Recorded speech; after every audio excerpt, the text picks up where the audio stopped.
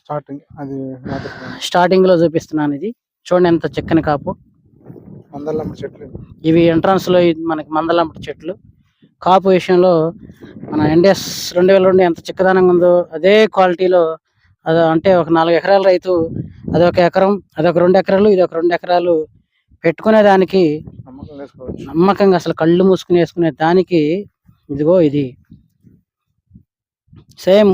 అంటే దానంత కాకపోయినా చిక్కదనం దానికి పోటీ ఇచ్చే రేంజ్ లో ఈ Navadhanya seeds, Navadhanya hybrid seeds Navyasri రైతు ముందున్నారు.